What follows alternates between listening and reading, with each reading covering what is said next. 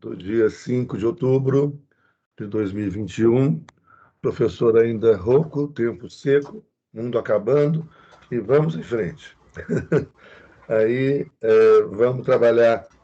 Nós começamos, então, a trabalhar o surgimento, né, do discurso social a partir da Primeira Guerra Mundial, né? Então, é sempre bom recordar aqueles vídeos lá que vocês têm que ter visto para poder entender isso, né, e chegar aí até o fechamento aí dessa primeira parte da matéria, né, e fechando isso, acho que semana que vem, talvez, no máximo da outra semana, a gente já inicia a segunda parte, que é uma parte mais técnica, né, da organização do território do Estado, sistema de governo e etc. São duas partes, né, a nossa matéria.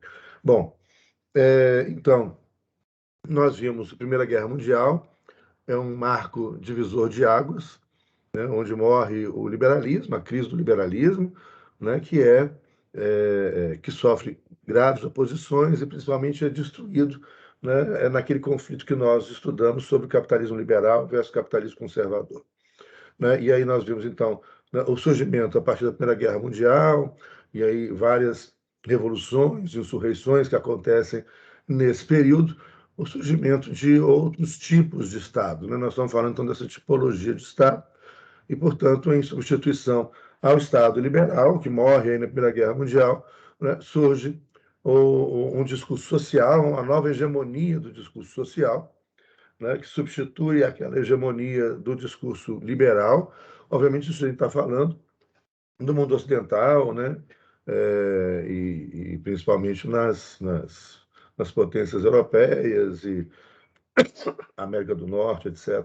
É óbvio que essa história não diz respeito, né, a um monte de outras, né, comunidades étnicas, civilizações, etc. Mas essa é muito a história da Europa, mas a história da Europa que afeta o mundo inteiro, né? E que a gente já estudamos por quê, 1492, a invasão do mundo inteiro, não vamos repetir isso tudo, mas é sempre bom lembrar.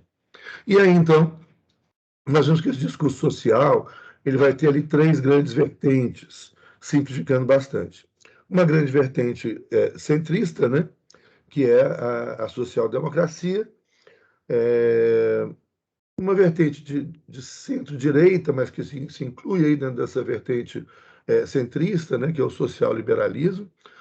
Então, o social-liberalismo, a social-democracia, coloca ele nesse grande centro. Né, o discurso social de esquerda, né, com o socialismo, e aí lembrando, mais uma vez, o que a gente já falou várias vezes, que essas palavrinhas aí, socialismo, liberalismo, essas expressões têm por trás delas assim, muita história, milhares de autores, centenas de teorias e, portanto, significados distintos, né? Mas, então, juntando aí o surgimento do Estado socialista, do constitucionalismo socialista, do Estado social, né, do constitucionalismo social, substituindo o Estado liberal.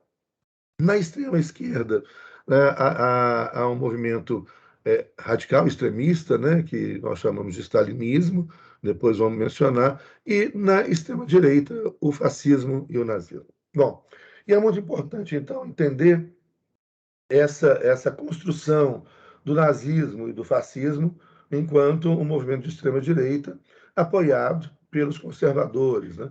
Então, a primeira pergunta que a gente pode fazer nesse momento, né, com a guerra e com as revoluções, insurreições, né, surge essa nova hegemonia do discurso social, com vários discursos sociais, que a gente está simplificando aqui nessas três grandes vertentes, socialismo, né, social-democracia e, na extrema-direita, o nazifascismo, que é onde os conservadores vão se abrigar, então. Né? Lembrando, então, que os conservadores destroem, né, o liberalismo, há um processo de concentração de riqueza muito grande, de acumulação de riqueza, isso gera muita desigualdade e isso desemboca, então, em todas essas revoltas e revoluções e insurreições.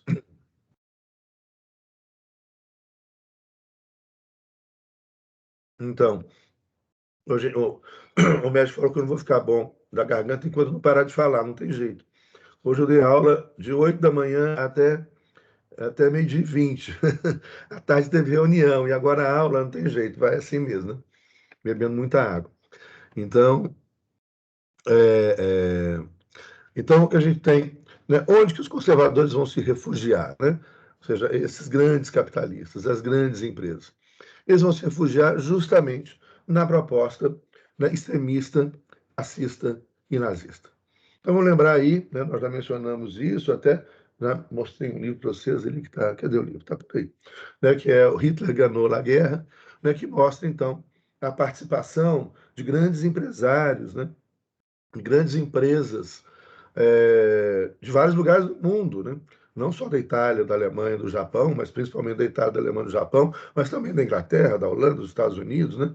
Como a Shell, a Standard Oil dos Estados Unidos, a General Motors, a Ford, né? O senhor Ford, né? Que era um antissemita e que apoia a ascensão e que investe muita grana, né? na Alemanha hitlerista, na Alemanha nazista.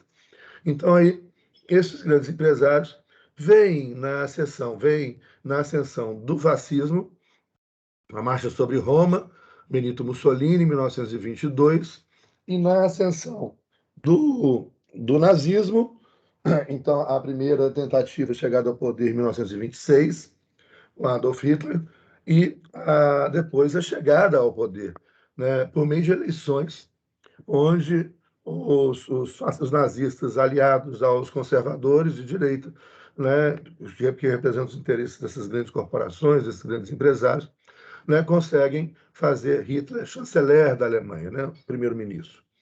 E aí, então, há uma escalada, né, de violência e de totalitarismo. Uma coisa muito importante, lembrar também sempre, né, que o nazismo e o fascismo é muito mais sofisticado que ditadura. Então é muito interessante e importante a gente ter esse rigor técnico quando a gente utiliza essas expressões. Né? O que é uma ditadura? Por exemplo, a ditadura no Chile, com Pinochet, a ditadura no Brasil, né, com os generais, os militares apoiados pelos empresários brasileiros, pela Fiesp, e apoiado pelo Pentágono, nos Estados Unidos, instalado aqui no Brasil em 1964, a ditadura, né, no Uruguai, a ditadura na Argentina, em 76, né, e outras ditaduras foram espalhando pelo mundo afora. O que marca uma ditadura é um governo autoritário que não respeita nem mesmo as leis que ele estabelece. Tá? Então, essa é a primeira característica. Né? Esse governo, a ditadura brasileira, ela teve uma preocupação em fazer um teatro. Né? O Brasil é importante demais e grande demais para ter uma ditadura ao estilo, naquele momento, ao estilo que ocorreu no Chile, né, com Pinochet, ou na Argentina. Né? Aqui você tinha, então, um teatro, uma representação teatral de um pseudo-Estado de Direito, mas que não existia na prática. Então, você tinha funcionando, né, o Poder Judiciário, o STF, né, tinha o Legislativo, depois que caçaram um monte de deputados e senadores, mas o Legislativo funcionava, tinha até eleição indireta, né, para presidente da República, né, onde eram eleitos aqueles generais para mandatos de 5 anos. Então, era um teatro de mau gosto, um teatro mal feito, né, mas o teatro dizia, olha, não é uma ditadura, olha só, a cada 5 anos a gente elege um general diferente, não é uma ditadura, olha lá, o STF está aberto, né, o judiciário está funcionando, não é uma ditadura, olha lá, tem deputados, né, senadores, né, então era um teatro, né, que marca essa ditadura brasileira, diferente, por exemplo, da ditadura do Uruguai, da Argentina, do Chile, né, e de outros lugares pelo mundo afora. Bom, essa ditadura no Brasil ela foi apoiada também pelos conservadores, né, pelos grandes capitalistas, né, pelos grandes empresários. Então, vamos voltar lá na ascensão, então, primeiro do fascismo. Né? O que acontece? Mussolini, e aqui eu recomendo para vocês uma leitura, isso aqui, gente, é leitura de férias, tá? Que é M, O Filho do Século. Um livraço sensacional, leitura gostosa, escrita de forma romanceada e muito bem escrita, que é a biografia histórica de Benito Mussolini. M de Mussolini, O Filho do Século. Né? Antônio Scurati. Foi publicado pela editora Intrínseca. Olha, aqui uma recomendação para vocês lerem na praia em janeiro. Né? Leitura leve, vão lá, nada um pouquinho, né? Depois toma Na praia, cervejinha, professor. vê um pouquinho. Eu levo esses livros para a praia, né? Então, São livros para descansar a cabeça. Geralmente, na praia, eu levo livros de física quântica, né, e biografias para descansar a cabeça. Assim, eu levo o fone de ouvido. Também. Ah, mas eu gosto de ir, eu vou para Uruxatiba, que lá tem música ao vivo, muito músico, Sim. aqui de Belo Horizonte, delícia total, né? E assim, eu leio. O problema, às vezes, é que eu tomo cerveja demais, eu esqueço que eu li, eu tenho que ler de novo. Mas, bom que o livro dura mais. Né? Mas bom demais. E aí, mostra o quê? O Mussolini é um cara articulado, ele é um cara articulado, é, político, conservador, ultranacionalista, né? Então, vamos aqui pegar umas características que marcam o fascismo e o nazismo. O fascismo e o nazismo são primos, o nazismo é mais sofisticado, nós vamos ver a diferença. O nazismo é filho do fascismo, vem depois do fascismo, mas é mais sofisticado que o fascismo. O fascismo é centrado no Estado e o nazismo centrado na ideia de nação. Mas vamos explicar isso melhor, é só uma introdução aqui. Né? E são os dois movimentos financiados pelas grandes corporações, né? Pelo senhor Enzo Ferrari, pelo senhor Maserati, pelo senhor Bugatti, né? Pelo senhor Thyssen, pelo senhor Krupp, pelo senhor Mannesmann, né? Pela Mercedes-Benz, pela Volkswagen, pela Fiat, né? Pelo senhor Yamaha, pelo senhor Suzuki, né? Pelo senhor, né, Henry Ford e outros magnatas norte-americanos, por parte da família real britânica, pela Shell holandesa, né, e várias outras empresas que apostam, né, apostam no projeto nazista e fascista e que tem tudo a ganhar com o projeto nazi-fascista. Ou seja, o que essa extrema-direita precisava? Ela precisa de um discurso social. O nazismo e o fascismo têm um discurso social. E aí um primeiro elemento fundamental para entender o nazifascismo. Todo nazista e todo fascista mente. Ou seja, a mentira é algo essencial para a sobrevivência do nazifascismo. Por quê? Porque é óbvio que esses caras, Hitler, Mussolini, o atual presidente do Brasil, é óbvio que esses caras não vão falar. O atual presidente do Brasil fala e tem gente que acredita. Quem está vivendo aqui é um hospício. Mas é óbvio que esses caras lá naquela época, eles não vão falar para o povo o que eles vão fazer. É óbvio, eles não podem contar. Falaram, olha, nós representamos o interesse dos grandes capitalistas, a gente vai favorecer com o Estado proteger o interesse dos grandes capitalistas nacionais, né? A Fiat, o senhor Ferrari, o senhor Bugatti, o senhor Maserati, o senhor Olivetti, né? E tantos outros. Ele não vai contar que ele vai fazer um governo para esses caras, ele não vai contar que ele vai matar, torturar, perseguir, né? Ele não vai contar que ele vai fazer guerra, porque precisa da guerra, né? Para gerar grana para essas grandes empresas, né? Fabricarem armas, automóveis, né, e aviões, etc., para a guerra. É óbvio que eles não podem falar a verdade. Então, primeiro elemento essencial para compreender o nazifascismo: a mentira. Todos mentem e precisam mentir. E não podem falar a verdade. Então, esse é o primeiro elemento para você entender isso aí. Tem uma grande teórica de teoria do Estado, né, e de ciência política, que é a Luana Piovani, né, aquela atriz que foi para Portugal, né, e obviamente é uma grande brincadeira, né, porque ela é uma completa ignorante, né, em política, né, e ela falou que saiu daqui fugindo dos comunistas e foi para Portugal, que o governo é comunista. O governo é uma aliança entre socialistas, comunistas, né, e verdes. É muita ignorância, meu Deus do céu. E aí tem, assim como ela, tem muitos, né, brasileiros que, fugindo aqui do socialismo, estão indo para Portugal socialista. Né? É maravilhoso. Viva a ignorância, né? Viva não, que horror. Né? É bom que saiam, que fujam, que não voltem nunca mais para cá. Não voltam nunca mais para cá. Bom, o partido, a Luana Piovani falou que o partido nazista é socialista, é claro. Olha o nome do partido. Ela deve ter descoberto, em algum momento assim da vida dela, que o nome do partido, né, traduzido, né, para o português, é o Partido Nacional Socialista Operário Alemão. E aí ela falou: olha, é socialista, viu? Eles estão falando que o nome do Partido Socialista. Bom, isso, obviamente, faz parte da construção. É necessário um discurso social.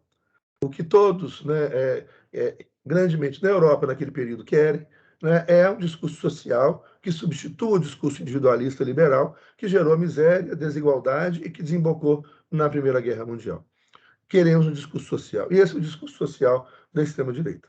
É uma mentira? É óbvio. Né? Então, aqui, primeira coisa, né, os nazistas, né, e o partido nazista, né, o nazismo é uma abreviação, né, do Partido Nacional Socialista Operário Alemão. Outro dia, eu tenho um monte de vídeo, né? Você sabe, vocês acompanham esses vídeos também, gravados no YouTube. Outro dia teve um cara inteligentíssimo assim, que veio comentar um vídeo meu e falou: por que, professor? Olha só, nazismo em alemão significa socialismo. Aí eu não respondi, não, né? Não dá. Não dá para a gente perder tempo e ficar respondendo essas idiotices. Não, nazismo, primeiro, não é alemão, nazismo é português, né? E é uma corruptela, uma junção de Partido Nacional Socialista Operário Alemão. Tá? Nazismo não é socialismo em alemão. Né? E o nazismo não é socialista. Então, o nazismo e o fascismo, primeiro elemento fundamental, e aqui eu recomendo um livro que chama Introdução ao Fascismo, do Leandro Conder. Sensacional, esse livro é baratíssimo, vocês encontram, inclusive de graça, Introdução ao Fascismo na internet, que muito legal, Introdução ao Fascismo, do Leandro Conder. Nesse livro ele traz trechos do discurso de Hitler, né, explica a ascensão do nazifascismo, a diferença e o que há em comum entre o nazifascismo. O que há em comum entre nazismo e fascismo? O que há em comum? Em primeiro lugar, é um projeto chauvinista. Domingos, tem uma turma na praça, patrocinada pela grande mídia, que inverte os fatos. Sim, claro, tem demais isso. Estão dizendo que a esquerda é fascista. É hospício, gente. Não tem outra do que senão hospício. Impressionante. Bom, então, qual a característica? É chauvinista, machista, racista, né, ultranacionalista, antiliberal, é uma economia capitalista dirigida pelo Estado a favor das grandes corporações. Então, isso nós chamamos de um capitalismo conservador. É uma economia capitalista dirigida pelo Estado a favor das grandes corporações. É o que a gente está vendo aqui no Brasil também, e está vendo com esse nosso ministro da Economia, né, que agora descobriu um monte de offshores, etc., sonegação fiscal, e quer dizer, né, é o fim do fim do fim do fim, né, do ser humano antinacional e ridículo. Mas isso é isso, isso é aquela época, lá, 1922, Itália. Você tem ali, né, esses grandes empresários patrocinando isso. É antiliberal. Então, é justamente o conservadorismo, o capitalismo conservador, que destruiu o capitalismo liberal, que morreu na Primeira Guerra Mundial. Lembrando que neoliberalismo não é liberal, não tem nada a ver com liberalismo, é sim ultraconservador. O liberalismo morreu lá na Primeira Guerra Mundial. Ela já tinha morrido antes pelos conservadores, que assumiram o discurso liberal, porque o discurso conservador, né, nem sempre dá para ser feito, né, para enganar as pessoas. O discurso liberal é muito mais simpático, né, do que um discurso conservador. Mas que também, a partir de um certo momento, o discurso conservador solta, né, e vai, né, como também hoje está solto aí em vários lugares do mundo. Então, o nazismo e o fascismo é antiliberal, antissocialista, anticomunista, antioperariado, antidemocrático, racista, machista, chauvinista, ultranacionalista. Essas, então, né, são as características que vários autores, e aí eu estou recomendando a vocês o livro do Leandro Conde, que traz que mostram que são características comuns do fascismo e do nazismo, que nasce do fascismo. O fascismo, então, é um conceito mais amplo hoje do que o nazismo, é um conceito mais específico, vinculado a uma teoria específica mais sofisticada que o fascismo. E o fascismo ele ganhou um significado mais amplo, né, mesmo na teoria política, que ultrapassa, por exemplo, a própria ideia do fascismo italiano, que a gente está começando a trabalhar, né, nesse momento.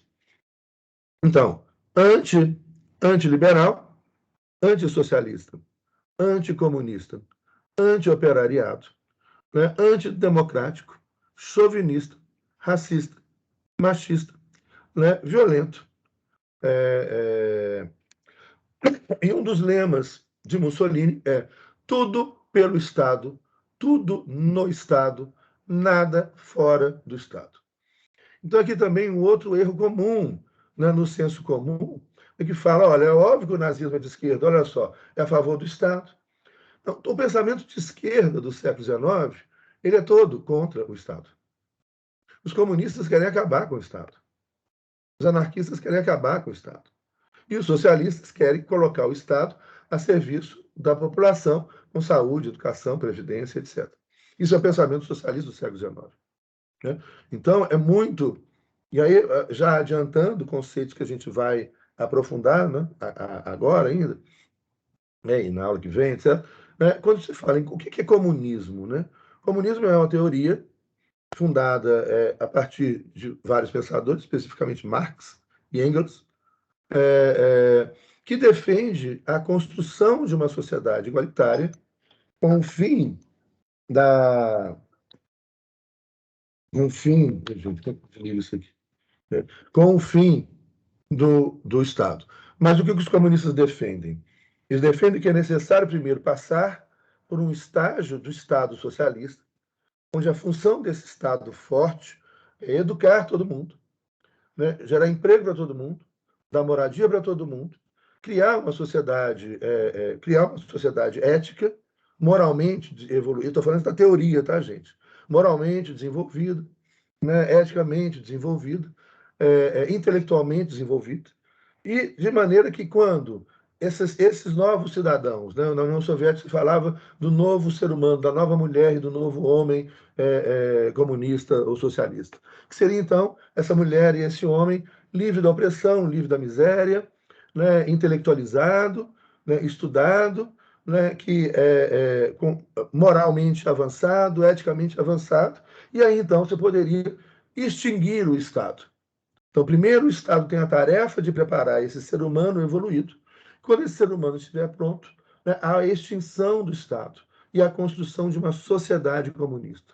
Portanto, o comunismo é o fim do Estado, é o fim do capital, é o fim da hierarquia, é uma sociedade de mulheres e homens absolutamente livres, horizontalizada, sem direito, sem governo, sem judiciário, sem polícia, sem exército, sem parlamento, sem hierarquia, uma sociedade de pessoas absolutamente livres.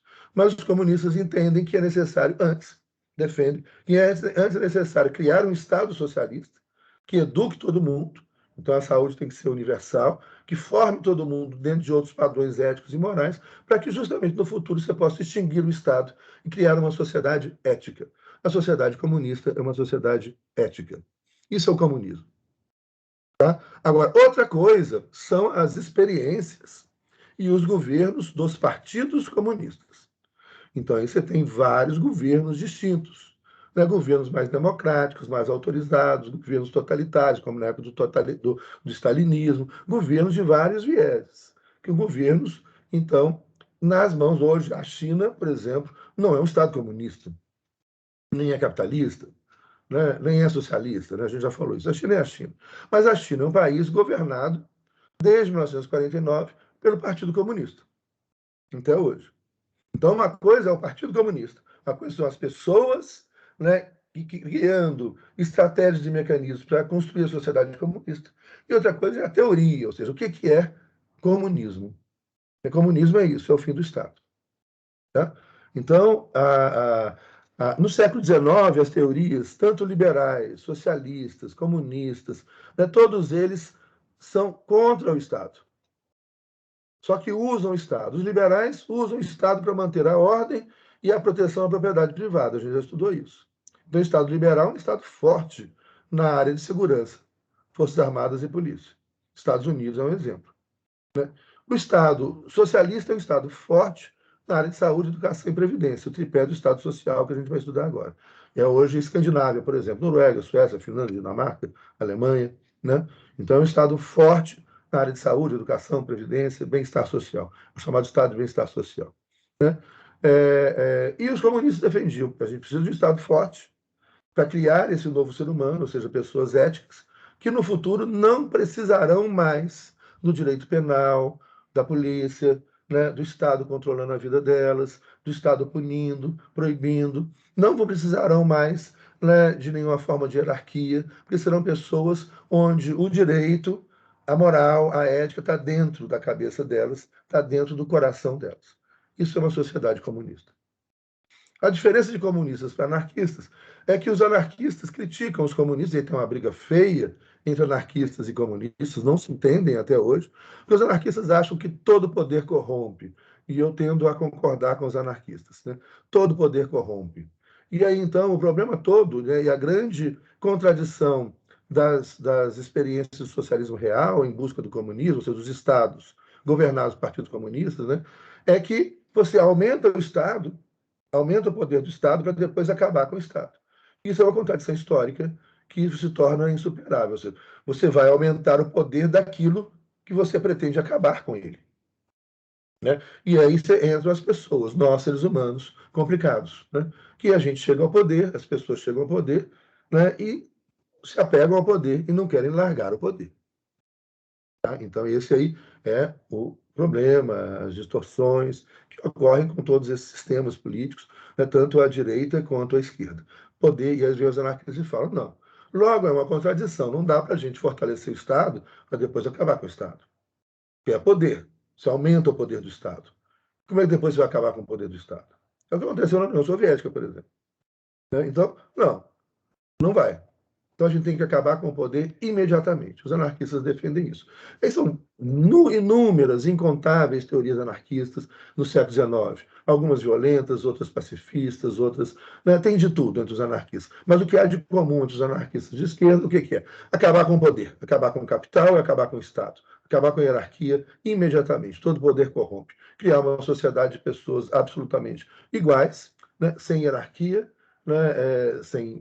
Com liberdade total. O que é um grande problema, né? Porque se a gente pega, né, e aí talvez os comunistas, depois de vista teórico, estivessem certos com relação a isso, falam, olha, não, a gente tem que primeiro preparar essa sociedade para que as pessoas sejam totalmente livres, né?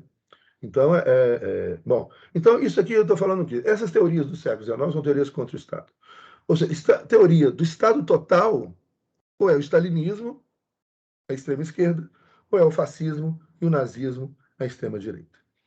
E aí, então, o que acontece? Olha, gente, Mussolini, ele era do Partido Socialista antes da Primeira Guerra Mundial.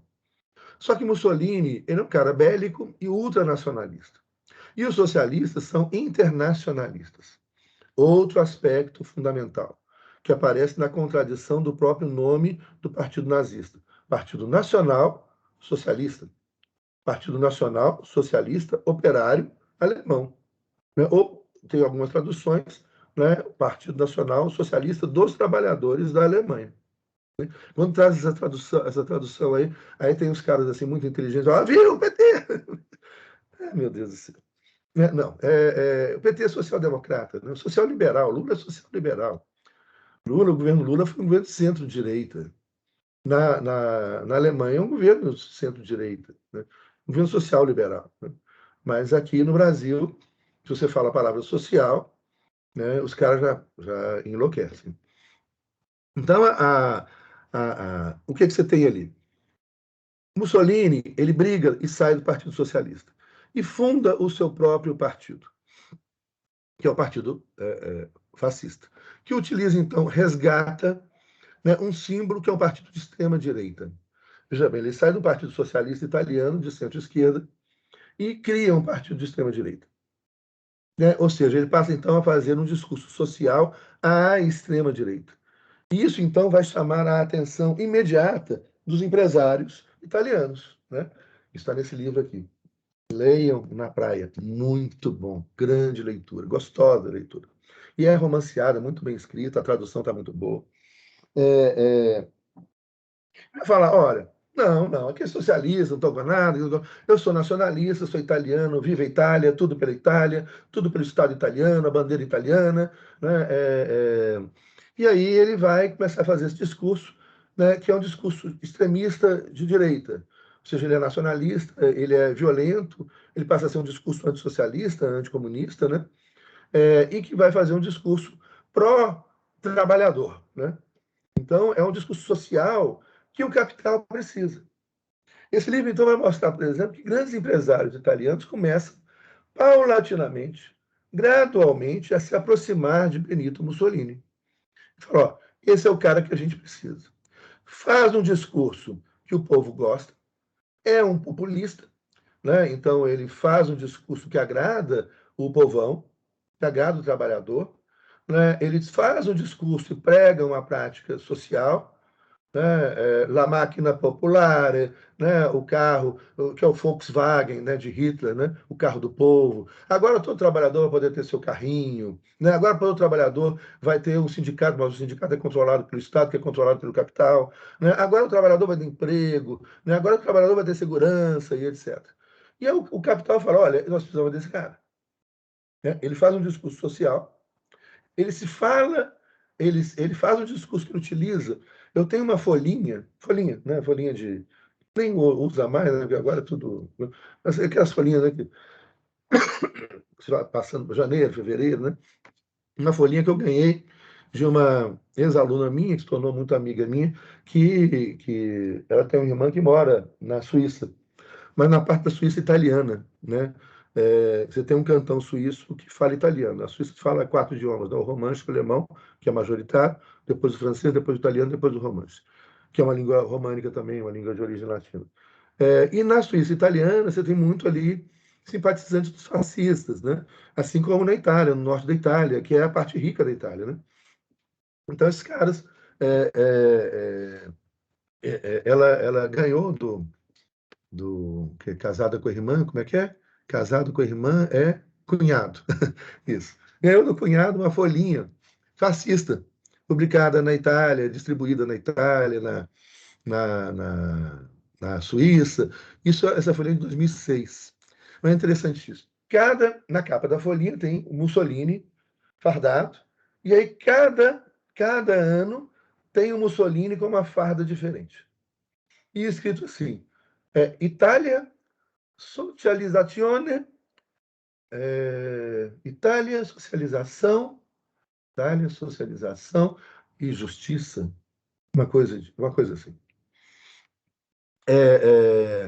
Uma coisa que é muito interessante, que a gente foi descobrindo aos poucos aqui no Brasil, e é muito importante que a gente dê o nome aos bois, né? E isso é algo, né, que a gente precisa fazer e que eu tenho dever de fazer como professor de direito constitucional, né, e de teoria do Estado, de teoria da Constituição, mostrar, olha, o Brasil hoje tem um governo que se assume nazista, né, nos usos dos símbolos, do discurso.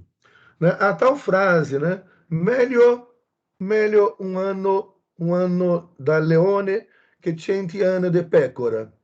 Ou seja, melhor um ano de leão que 100 anos de ovelha, né? Que a frase tem sido utilizada aqui por esses caras, né? E pelo presidente, esse cara que assumiu a presidência da República do Brasil, isso é uma frase fascista, né? Além de vários outros símbolos e sinais fascistas e nazistas. Ou seja, eles pararam de esconder de um tempo para cá. Então isso tem que ser radicalmente rejeitado por nós. Né? E aí, lembrando, inclusive, a gente está falando de fascismo, da ascensão do fascismo, como vários professores italianos foram presos, torturados, morreram na prisão, como vários professores da Alemanha nazista, depois da ascensão de Hitler, em 1933, foram presos e torturados, porque eles cumpriram o seu dever, né? Como eu estou cumprindo o dever aqui agora, né? De avisar. E gravo, deixo gravado, e divulgo, e falo em todas as conferências, em todos os lugares, falo isso. Né? A gente não pode permitir que isso continue. Isso é nazismo, é fascismo, é o que tem de pior do ser humano, é o que tem de pior na humanidade. Aí eu vou trazer o Santo Agostinho para dialogar com a gente, quando ele traz um conceito do mal. Né? O que é o mal para Santo Agostinho? Na teologia agostiniana. Né? Santo Agostinho fala: o mal é o vazio, O mal é o oco, o mal é a ausência de bondade, a ausência de amor, a ausência de empatia, a ausência de inteligência, a ausência de conhecimento, né? A ausência de qualquer coisa positiva. O mal está perfeitamente encarnado na figura do governo federal hoje, e nessas pessoas que governam o Brasil hoje.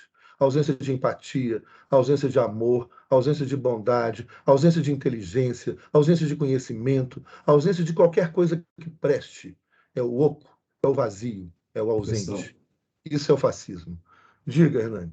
mas qual seria o caminho, vamos falar assim, em termo, para evangelizar o povo hoje e demonstrar que tem esses indícios aí? Porque hoje a fake news está muito forte, né? Aí quando você, Uhum, por exemplo, você está aqui o acadêmico, aí tem esse discurso, né? O senhor está explicando para a gente. Mas aí você vai para a TV, né? TV aberta, rede social, enfim. A pessoa vem com uhum. um discurso totalmente cristão, que Deus é acima de tudo, Deus é amor. O Não é PT roubou, o cristão. PT roubou, o PT roubou, Deus é amor. E, assim, aí se você pegar metade da população, todo mundo fala assim, o PT roubou. O cara está tentando, mas é o sistema que não deixa, entendeu? Mas qual seria o caminho para a gente desconstruir isso e de falar de uma forma, vamos falar assim, didática para uma pessoa que é leigo, por exemplo, entendeu? Olha, aí eu volto de novo àquela palestra que vocês assistiram. As guerras Assiste de híbridas, novo. Oi? as guerras, Guerras híbridas. sim, E entre elas a guerra de afeto. Eu fiz hoje uma palestra sobre isso no Rio Grande do Sul. Né? Hoje é uma pena que hoje a gente faz palestra no mundo inteiro sem sair de Belo Horizonte, sem sair da casa da gente. A tristeza era bom, na época que a gente viajava, né? Nossa, eu viajava toda semana fazendo palestra. Agora, a gente faz. Hoje eu fiz uma palestra no Rio Grande do Sul, ontem eu fiz uma palestra. Onde foi, gente? Foi. Já nem lembro, viu? Não fui no lugar. Aí não lembro no lugar que eu fui. Né? Mas falando disso, né?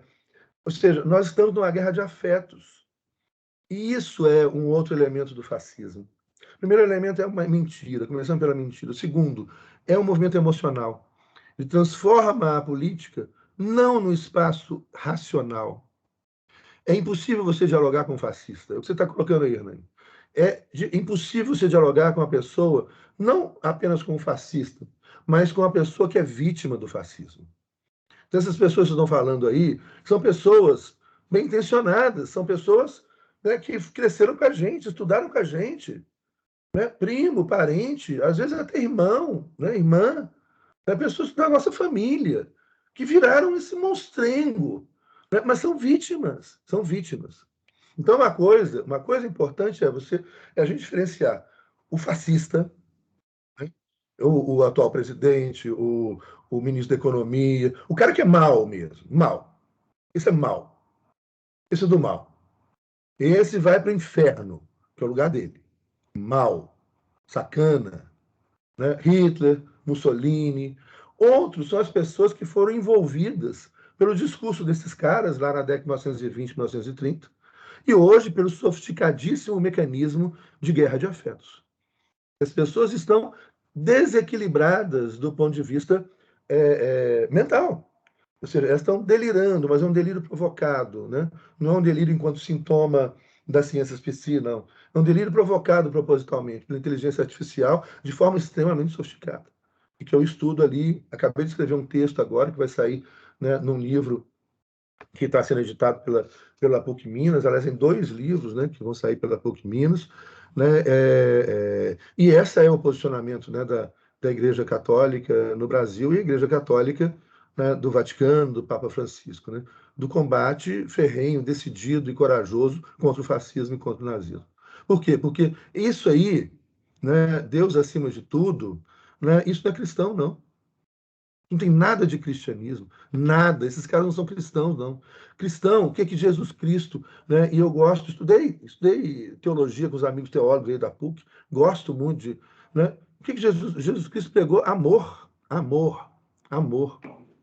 Cristão não faz arminha com a mão, não. Cristão não tortura, não. Jesus Cristo foi torturado pelos não cristãos. É bom que lembre disso. Jesus Cristo foi torturado pela polícia romana, não cristã. Ele é que foi torturado. Jesus Cristo não torturou ninguém. Jesus Cristo não fez arminha para ninguém. Jesus Cristo não defendeu a morte de ninguém. Jesus Cristo não defendeu a eliminação de ninguém. Jesus Cristo defendeu o amor e por isso ele foi torturado e morto. Assim como as pessoas que defendem o amor e são torturadas e mortas pelos fascistas e nazistas na década de 1920, 1930, até os dias de hoje. Isso não tem nada de cristão. Cristão não defende violência. Cristão não anda armado, não. Jesus Cristo nunca andou armado, não. Ele nunca andou com uma espada em punho, não. Isso não tem nada a ver com o cristianismo. Como, mais uma vez, a técnica dos fascistas é mentira, isso é anticristão. E aí a gente pode pegar até a Bíblia. Vai lá, é o falso Messias, e é os falsos pastores. São os falsos pastores, que não sabem nada de cristianismo e que falam que cristianismo é isso. Deus acima de tudo? Não. Acima de tudo é o amor. Não é Deus, não. Acima de tudo é o amor, a tolerância, a compreensão, a vida e não a morte. A vida. E Jesus Cristo veio falar de vida. Portanto, isso aí não tem nada de cristianismo. Agora, como que a gente vai chegar para essas pessoas e falar? Aí, Hernani, é o grande problema que a gente está enfrentando. Mas eu digo, eu acredito, eu tenho defendido isso, que a maneira de chegar até essas pessoas é com afeto. Mas com afeto positivo, é com amor. Não se responde ódio com ódio. Se a gente começar a odiar também, nós perdemos. Perdemos. Então a gente tem que amar.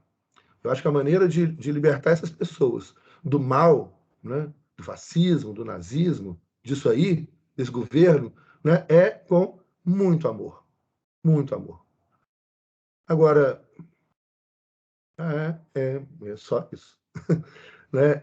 A luta é forte, porque os caras que detêm isso, né, isso nas mãos, né, que foram contratados agora, que é o filho do presidente tem contato direto com ele, que esse é mal, sacana, né? Esse é mal, que é o Steve Bannon. Articulador do Trump, né? É o articulador do Trump, é o Tá no articulador livro lá, do Brasil, né? É o cara. E eles têm grana, grana, grana, grana, grana até perder de vista. A mesma grana dos empresários que financiaram Benito Mussolini e Adolf Hitler. Grana, grana, grana, grana para financiar o ódio, a divisão, né? Isso. Então, isso vai piorar demais o ano que vem. Demais o ano que vem. Bom, mas aí eu remeto de novo àquela palestra. Depois eu vou passar outras palestras para vocês.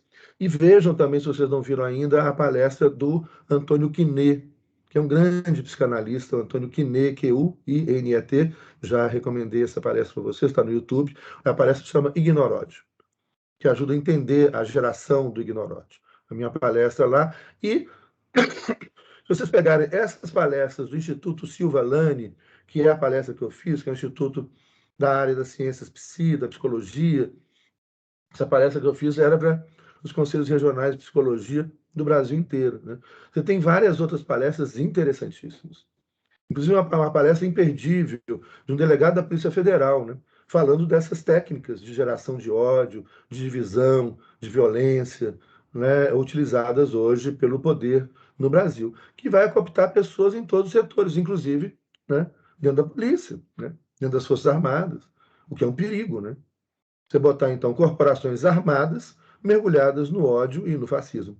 Aí é o perigo. Aí sai matando todo mundo.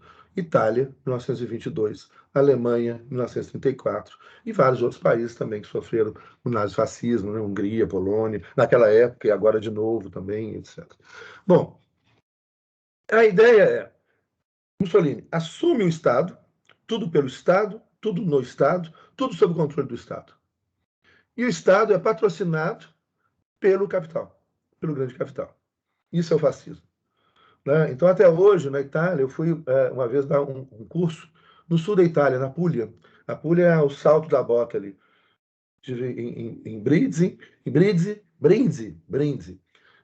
estive em Lecce, né, que é uma cidade linda, uma cidade medieval linda, e Otranto também, mais ao sul, né, dando aulas, né, para os alunos da graduação lá do direito lá da Universidade de Lecce, né, da pós-graduação também, no mestrado, doutorado.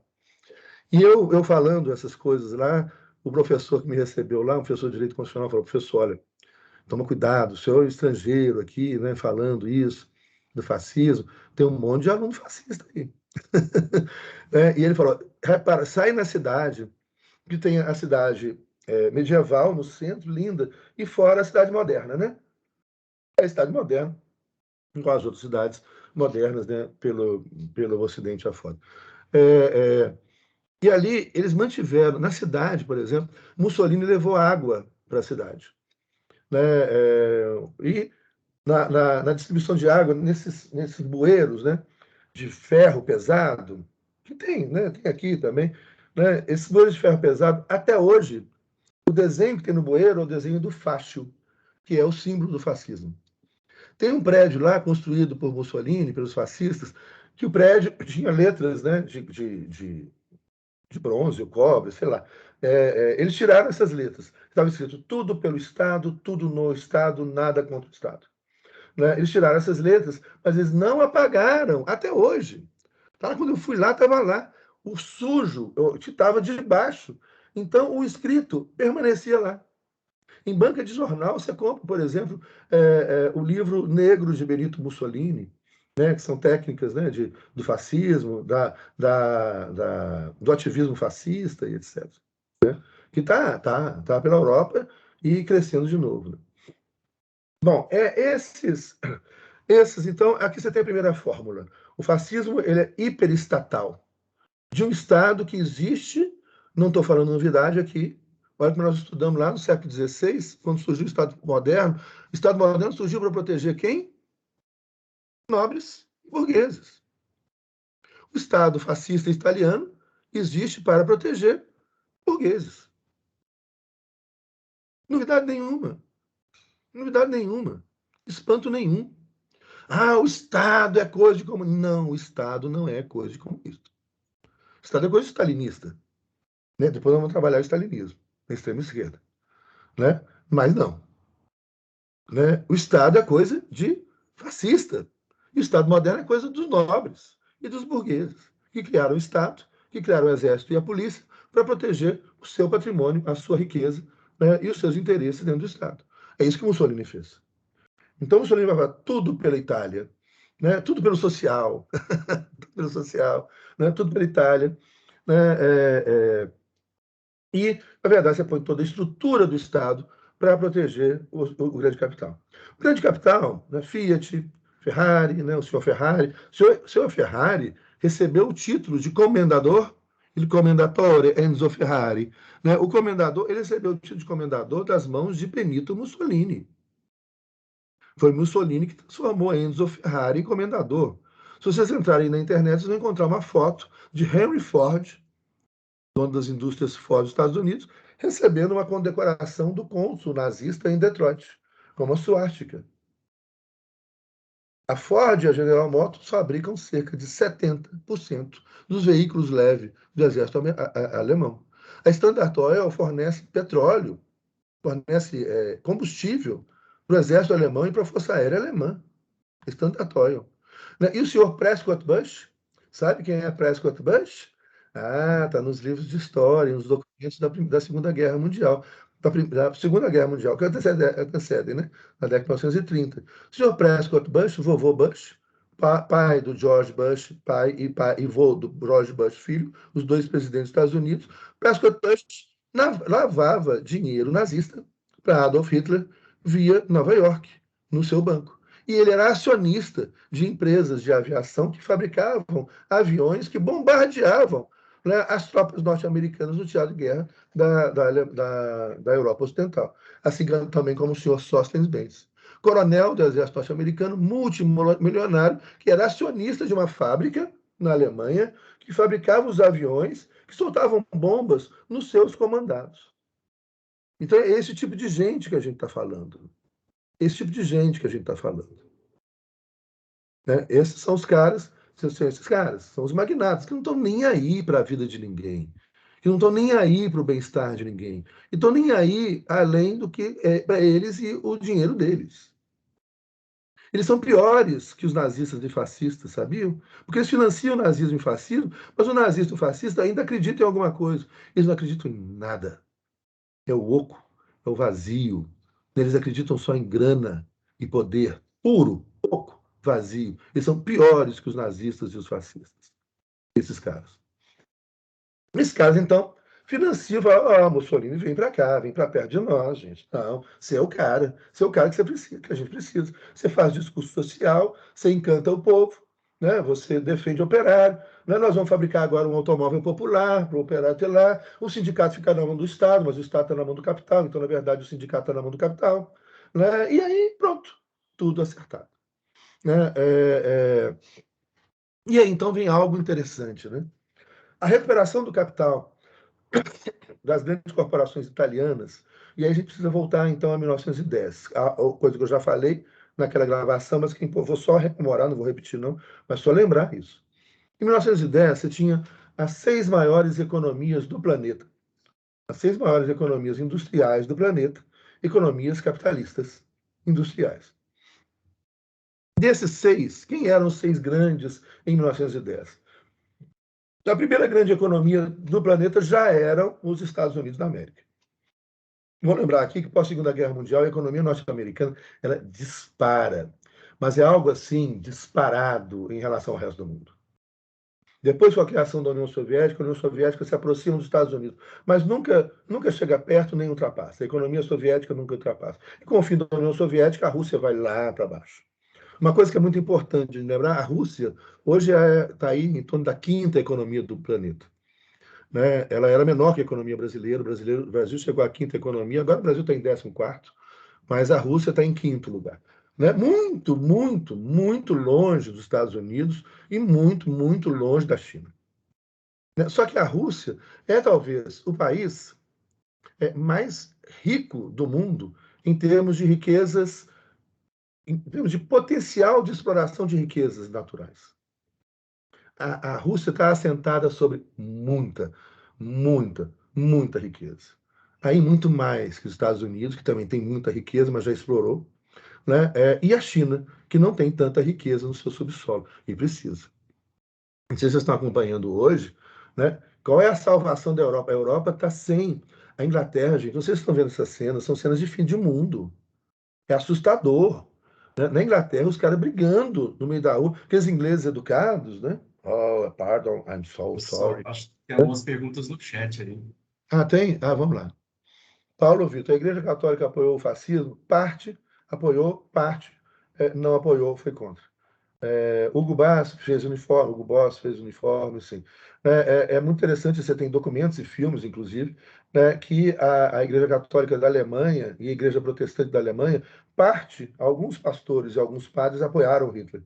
Outros pastores e outros padres lutaram contra Hitler e foram mortos, etc. A Igreja Católica, oficialmente, o Vaticano, né, ela ajudou a salvar a vida de um monte de gente, né, do hitlerismo, do nazismo, mas, ao mesmo tempo, ajudou um monte de nazistas fugirem, né, para o Chile, para a Argentina, para o Uruguai e para o Brasil. Né? Então, isso é contraditório. Tem um livro interessante, chama O Papa de Hitler, né, que era o Papa. Não, qual era o Papa da época do Hitler? Na década de 30. Ele tinha cara de mal, ele não era um cara assim. Né? Teve uns papas terríveis na história, né? Os papas da colonização, gente. Né? O papa lá. Oh, como é que chama? O papa de Hitler. É o. Ah, fugiu o nome. Vocês pesquisem na internet, vocês vão encontrar. Pio Né? 12, Pio XII, isso, grátis, isso, Pio XII. Pio XII, o Pio XII, ele é da época que o Estado do Vaticano, que existia antes dos Estados Pio XI e Pio XII. O de Hitler era o Pio XII. O Pio XI, né? Isso, Paulo. O Pio XI assinou isso aí, é o que eu ia falar. O Pio XI assinou o Tratado de Latrão, criando o Estado do Vaticano. Porque você tinha os estados pontifícios que ficavam no centro da Itália e que sempre foram protegidos, já foram protegidos pelo exército francês, já foram protegidos pelo exército espanhol, já foram protegidos pelo próprio exército. Né? Itália não existia, que a Itália foi inventada no século XIX, né, 1861. Então não tinha um exército italiano. Mas para alguns exércitos de alguns principados, né, reinos ou ducados da própria Itália, etc.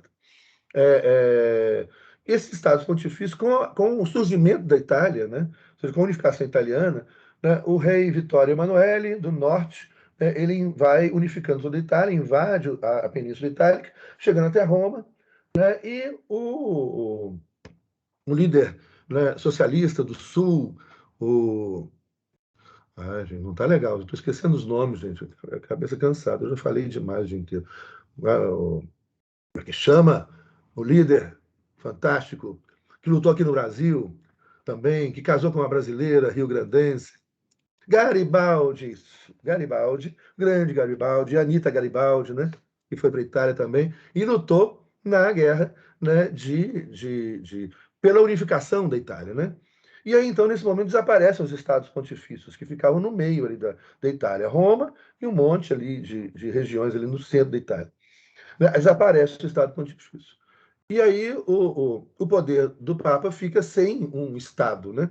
Ele sempre foi vinculado a um Estado, a uma cidade-Estado, sempre teve exércitos, etc. E aí, então, é no Tratado de Latrão, com Pio XI, que é, é, o Estado italiano, né, confere ao Vaticano o espaço ali, que é o Estado do Vaticano hoje, é um Estado, o Papa ele é chefe de Estado, ele é chefe de governo e é chefe da Igreja. Ele tem três funções. Chefe de Estado, ele representa o Estado do Vaticano, ele é chefe de governo do Vaticano, né? Ele escolhe os príncipes, né? Então o Vaticano é um Estado, é uma monarquia constitucional eletiva e vitalícia.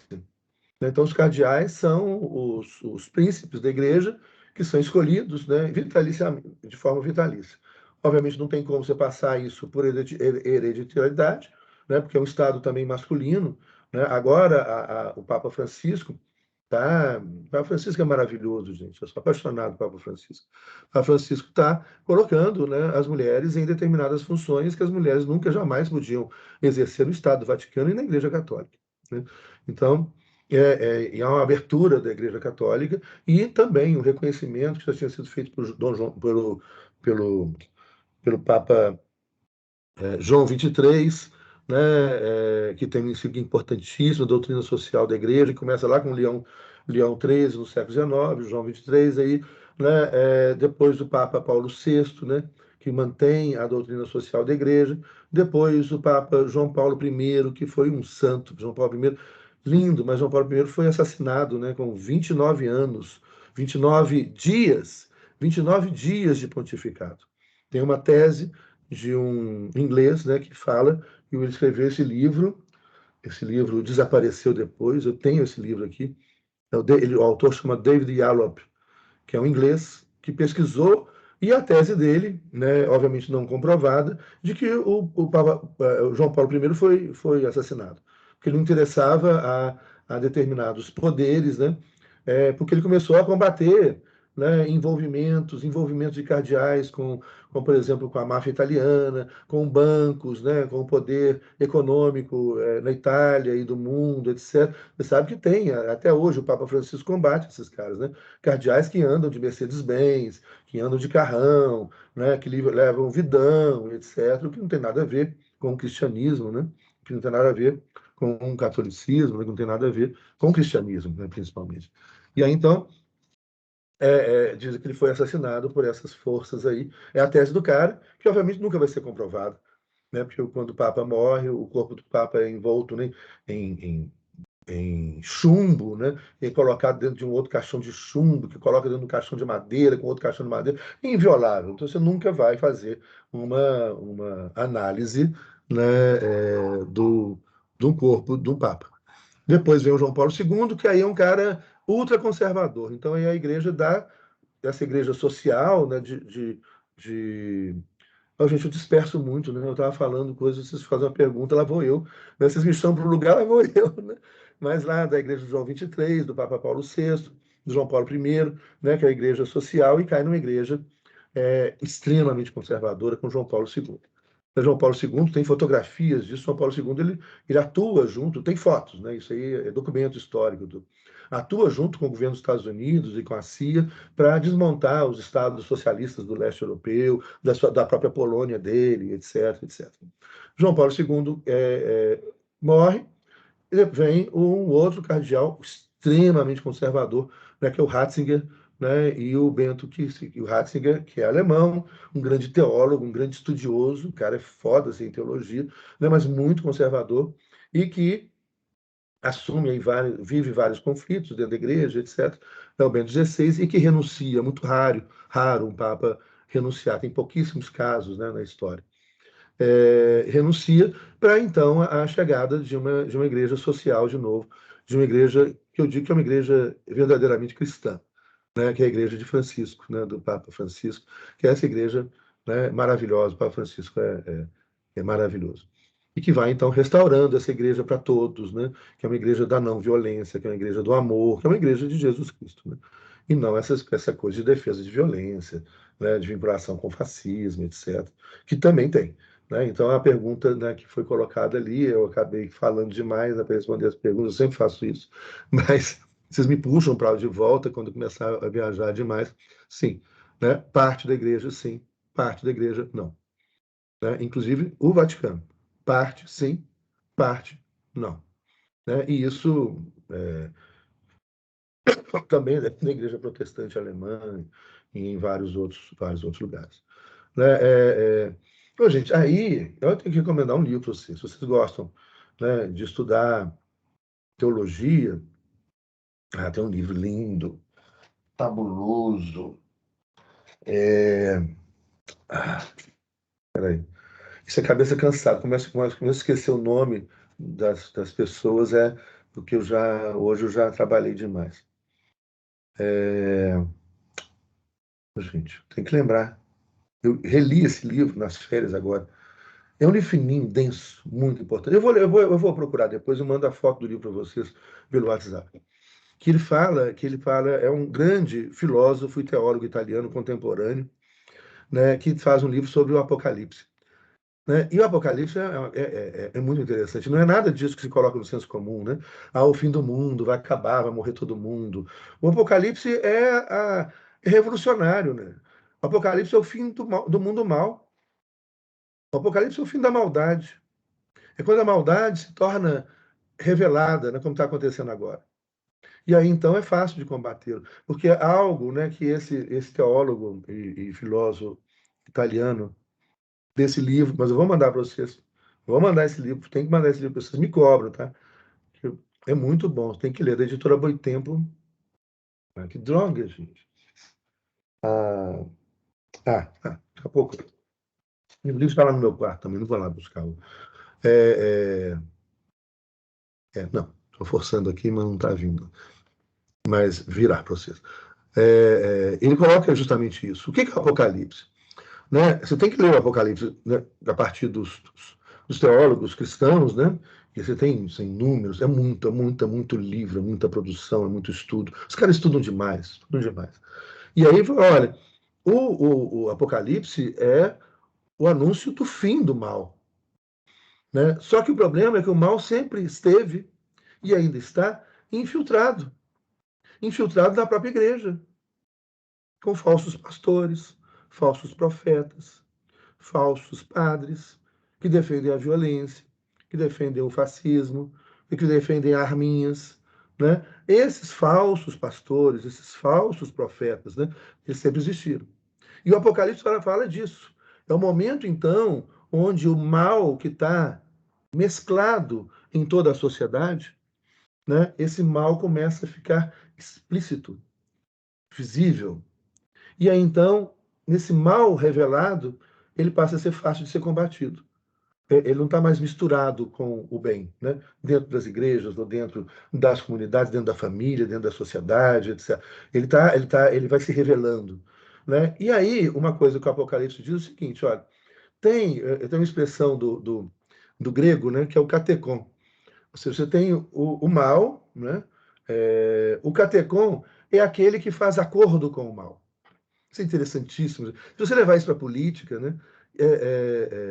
Lembrei o nome do cara. Giorgio Agamben. Fabuloso filósofo. Estou escrevendo aí para vocês. Giorgio Agamben. Veio aqui, ó. Daqui a pouquinho vem o título do livro. Giorgio Agamben. Fabuloso. Ele traz, então, essas reflexões e fala: o que é o catecon? O catecon é aquele que negocia com o mal. Né? Isso para a política hoje em dia, nossa, isso é muito interessante. Você vai falar: olha, vão negociar com os fascistas, a gente cede um pouquinho aqui para o mal, mas evita um mal maior, não é mesmo? Então as pessoas pensam assim: vamos negociar com o mal, né? Vamos fazer um acordo, a gente faz um governo de frente ampla, né? Aí põe o bem junto com o mal, uma frente ampla, aliás, né? Põe todo mundo junto ali, né? Isso eu chamo de catecon, ou seja, é a pessoa que impede a vinda do Messias, que impede a vinda do bem. Enquanto a gente negociar com o mal, o bem não virá, o Messias não virá. No dia que o mal estiver separado, no dia que o mal estiver visível, aí o Messias vem. E aí o mal não tem a menor chance. O mal não tem a menor chance com o bem. É assim, ó, estala de dedo, o mal acaba. O problema é que o mal se mistura. O mal está em todo lugar.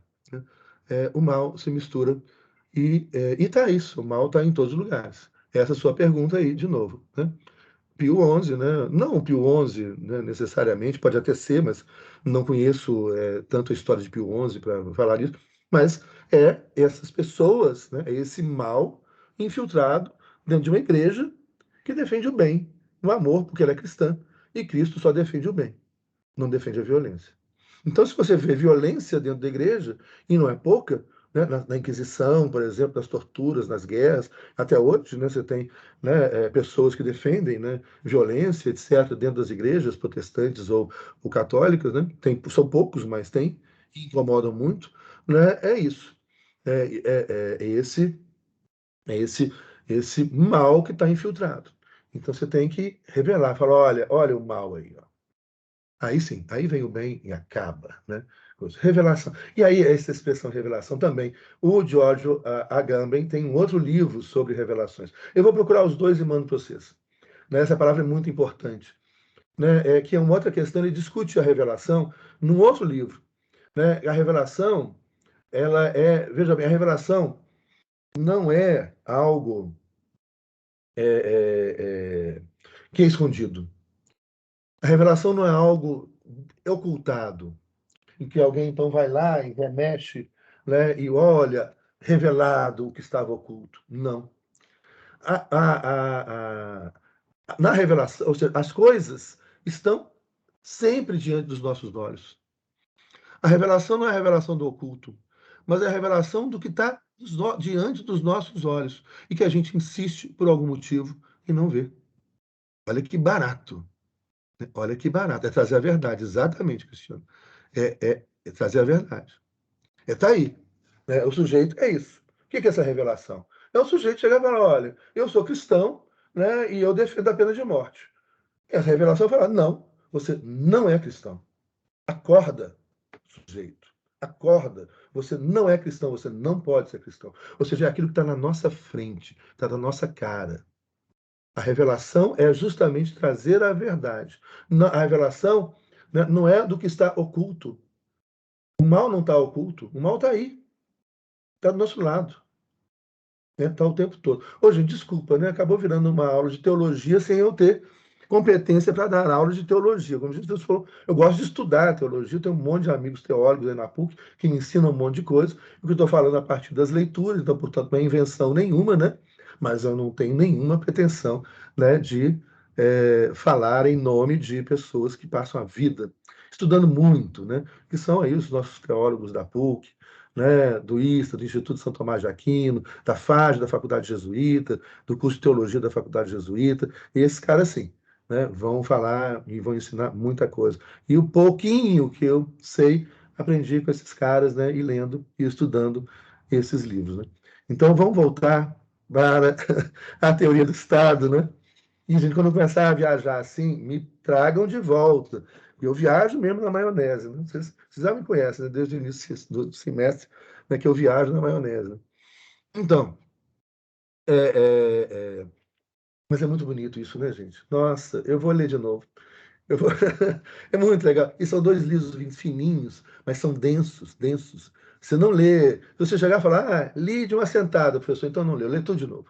Você tem que ler cada página, pensar, vai, anota, aí lê outra página, pensa. Então é um livro fininho que vira, na verdade, um livro maior do que esse aqui do Mussolini, né, dessa grossura. denso, né? E que exige, né, outras leituras, né, e muita reflexão, né, para a gente entender. Bonito, bonito demais. Bom, então, o fascismo, então, ele tem um elemento diferente do nazismo. O que ele tem em comum é aquilo que eu já mencionei, que vocês anotem aí depois, né? Ele é antissocialista, anticomunista, antidemocrático, antiliberal, anti-imperialiado, né? Ultranacionalista, chauvinista, racista, violento, etc. Né? Ele mente e ele coloca a política no plano da emoção. Então é o que a gente está vivendo hoje também. Né? Ou seja, a política do fascista não está no plano da razão, que é o que eu falo. Não tem como você dialogar com o fascista. Ele vai te bater, né? Ou vai te matar.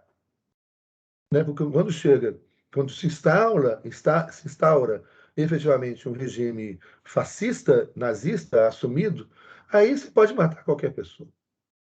Né? É o que eles chamam isso de liberdade, sabia? E os partidos nazistas na Alemanha hoje, no mundo germânico, né, eles muitas vezes eles pegam, eles são proibidos, né?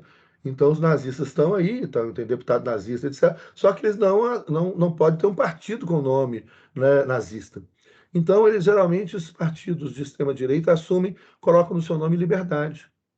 Que é o que os caras defendem. Liberdade para quem tem poder, liberdade para quem pode, liberdade para quem manda, liberdade para os superiores, liberdade para os homens brancos, né? Arianos superiores. Liberdade total, inclusive de matar quem eu quiser, a hora que eu quiser. Isso é liberdade. De matar quem eu quiser. Apareceu um comunista aí na minha frente, apareceu um judeu, apareceu um socialista, um operário, um pastor ou um padre que é contra o fascismo, né? Mato ele, eu tenho liberdade de matar e nada vai acontecer com ele. Liberdade. Viu? Olha que interessante o que pode acontecer com as palavras. Isso é liberdade, já. Esses caras se sentem livres. São esses grandalhão aí, com só músculo na cabeça lá, nazista, como é que chama? Os, desses grupos lá, racistas da Alemanha, os caras saem batendo em todo mundo, né? Os caras fortão, sabe? Mata, tem liberdade, eu sou livre, eu sou um homem branco, eu sou livre. Então eu posso bater em quem quiser, eu posso atirar em quem eu quiser, né? Vocês já ouviram isso em algum lugar? Né? Pois é, está entre nós. Está entre nós, né? Bom, então esse fascismo, né, esse nazismo, a diferença qual é? É que o fascismo ele é estatal e o nazismo ele se fundamenta, ele é mais sofisticado na ideia de nação. Veja bem que o que significa essa nação? Olha, ao contrário do que acontece no fascismo e nos vários fascismos, né, que acontece com Mussolini, há no fascismo um culto à personalidade muito grande. Né? Assim como ocorreu no stalinismo, na extrema esquerda, o culto à personalidade de Stalin, na extrema direita, o culto à personalidade, né, de Mussolini ou de vários outros skinheads, isso, Cristiano, grátis. É isso, eu estava tentando lembrar skinheads. Um culto à personalidade de Mussolini e outras lideranças fascistas pelo mundo afora, né? E isso vai voltando, sendo um mito, né? Mussolini é um mito, uma personalidade escolhida, o cara é escolhido, né? Escolhido por Deus, o cara é a mitologia humana, né? É um mito. Esse culto à personalidade é muito, então, marcante no fascismo. Já no nazismo, não.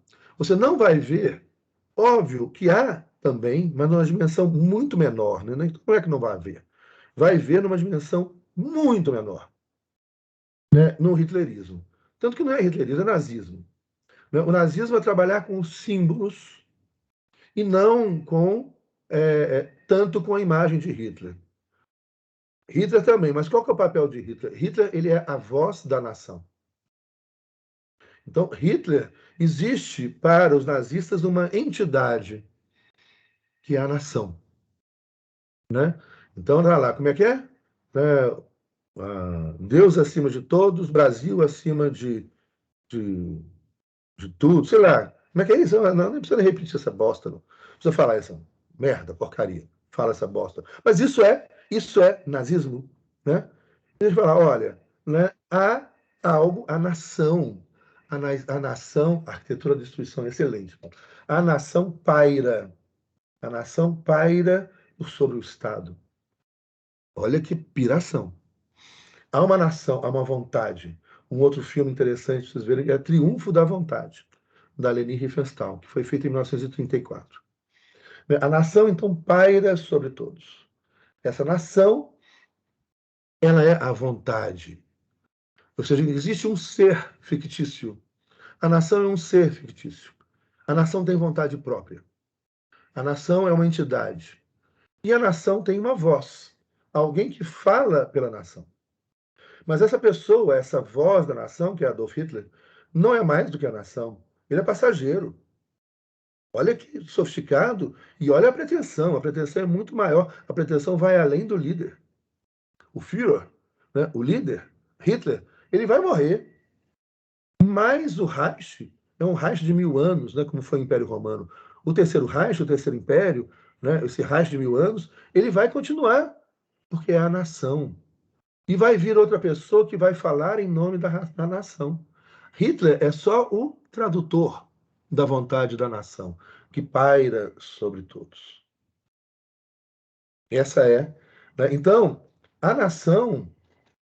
Olha só, aí você passa, então, tem um cara que ele, como ele é a voz da nação, ele vai dizer o que a nação quer. E a nação manda no Estado. A nação manda em tudo que está dentro do Estado. Essa nação que encarna e que paira, né, sobre é, é, todas as pessoas. A partir desse momento, então, no nazismo desaparece toda e qualquer ideia de indivíduo. Por isso que o nazismo ele é antiliberal também. Né? Ele é capitalista, mas ele é capitalista conservador. Nosso ministro da Economia, né, ele é capitalista conservador, não tem nada de liberal. O neoliberalismo não é liberal. O neoliberalismo é conservador. E a gente já estudou isso naqueles vídeos que vocês viram lá. Voltem nisso para entender isso. Né? Não é liberal. E os conservadores assumem o discurso liberal, porque o discurso liberal é muito mais bonito, palatável, do que, né, a chatice violenta, insuportável, intolerável do discurso conservador. Mas eles fazem quando é preciso e quando cola também, né? Tem um monte de gente que gosta de discurso de violência. Né? Então vai para esse público. Vai para outro público, né, que acredita que é liberal, vai fazer seu discurso para outro público. Né? O nazismo faz esse trabalho, o nazismo mais ainda trabalha com muitos símbolos. Né? Eu não vou trabalhar aqui a simbologia fascista e nazista, mas apenas lembrar, né, da suástica. A suástica é um símbolo religioso. Né? Assim como a cruz para os católicos, né? O peixe para alguns cristãos não católicos, mas para os católicos também, o peixe é um símbolo cristão. Né? Assim como a estrela de Davi, de 6 pontas, para os judeus, né? A lua, o quarto crescente, né? Dos muçulmanos. Né? A suástica, eu não sei falar, Shvastava Yoga, já viram? Shvastava, para o povo hindu, né, é um símbolo religioso. Então, uma primeira coisa assim, importante, se alguma vez vocês virem uma suástica, né, mas uma suástica nesse sentido, assim, quadrado, né, não enviesada, a suástica enviesada é do nazismo. A suástica quadrada, né, é um símbolo religioso do povo ariano, né, hindu, indiano. E os muitos nazistas tinham, né, e gostavam de estudar algumas mitos, né, ou algumas religiões da Índia, né, mas principalmente dentro do ocultismo. Né? Então, o estudo da simbologia nazista nesse ponto, ela é interessante para a gente entender isso. Os nazistas eles usam a suástica como símbolo religioso. Vocês vão ver um monte de templos, casas, né, pela Índia. Não quer dizer que os indianos são nazistas do ponto de vista político, né? Não são nazistas. Não são nazistas. É um símbolo religioso. O que significa esse símbolo? A suástica é uma cruz. Né? É uma cruz em movimento. Então, essa que chamamos de cruz gamada, né? Esses riscos que saem da cruz, né, que formam. Vocês acharem aí. Ah, não, não põe não, também esses símbolos me incomodam, não. Pois não, mas vocês já viram, estão cansados de ver em filme e tudo. Essa cruz em movimento, né, ela como símbolo nazista. Ah, tá aí, Hernani, cadê? Ó. Ah, mas tem que entrar, né? Não tem imagem aqui. Depois eu entro aí. Essa cruz em movimento, né, esses riscos que saem, né, da cruz significam justamente o movimento.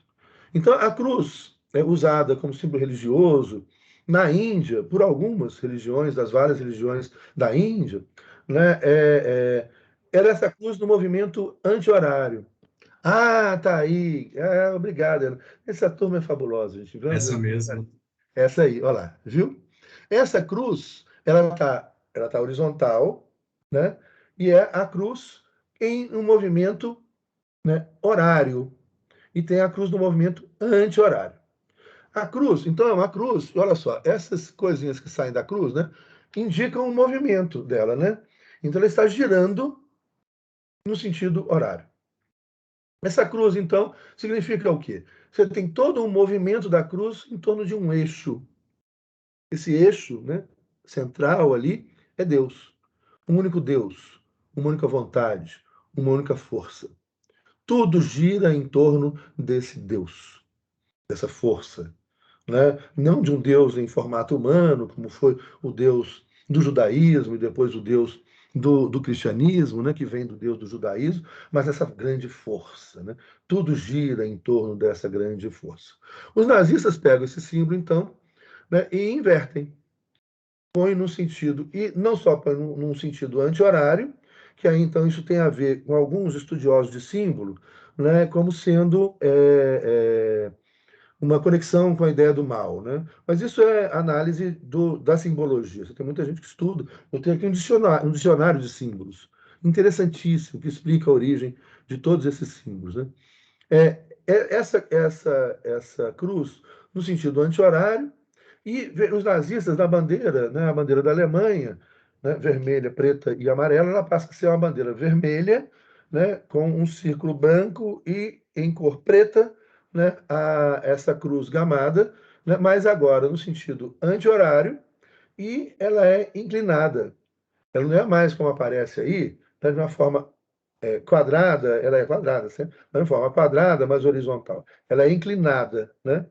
Então, reparem depois a bandeira do Terceiro Reich nazista. Os especialistas em símbolos, alguns falam que isso é uma opção, uma escolha, né, dentro da simbologia, né, de uma escolha do movimento do mal. Né?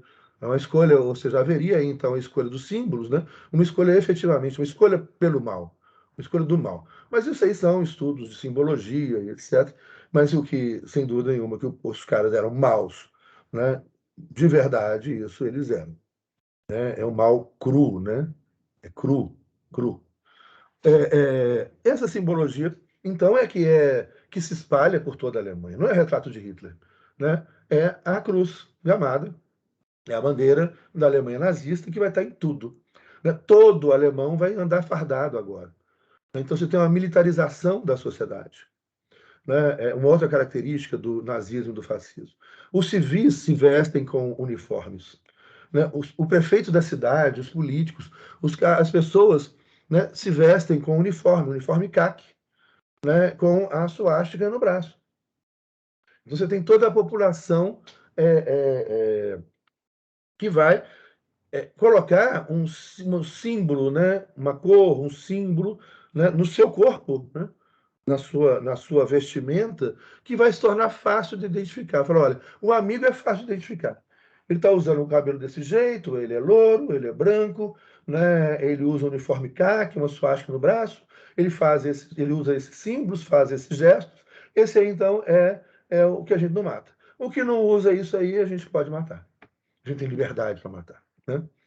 Os nossos inimigos. Tem liberdade para matar.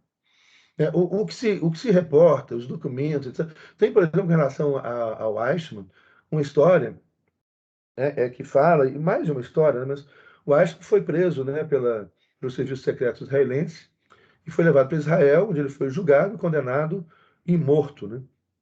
E tem um livro, é, é um saco esquecer os nomes, gente. Gente, aquela mulher filósofa, Hannah Arendt, obrigado, Paulo Vitor, Hannah Arendt. A Hannah Arendt, né, ela fez uma cobertura jornalística para um jornal dos Estados Unidos, né, ela tinha fugido da Alemanha, ela é judia, alemã, que namorou com um filósofo alemão muito conhecido, que é nazista, né, o Heidegger. Né, o Heidegger era namorado dela, né? Heidegger nazista, o Heidegger inventou, né, o racismo epistemológico. Né? Ele falava que a língua alemã era superior a várias das outras línguas. Né? A língua de se fazer filosofia, só se pode filosofar em alemão. Ele criou um racismo linguístico, né? Um racismo epistemológico. Esse povo é muito doido. Né? A Hannah Arendt, então, ela fugiu para os Estados Unidos, mas foi escolhida, né, por um jornal, ela como escritora e como também estudiosa da política, né, filósofa, principalmente no campo da filosofia política, coisa. Ela foi fazer essa cobertura e ela fala, ela fica assustada, fala, olha, essas pessoas que encarnam o mal, capazes de matar, de levar à morte milhões de pessoas, elas são pessoas que comuns. É o que ela fala da banalidade do mal.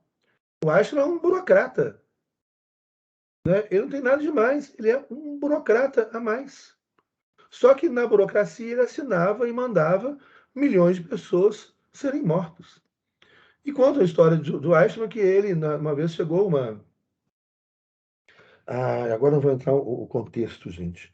Mas, enfim, ele matou uma criança recém-nascida, na frente de todo mundo. Ele apontou a arma, né? A criança estava no carrinho, né? Ele apontou a arma para a cabeça da criança e, pum, atirou, matou.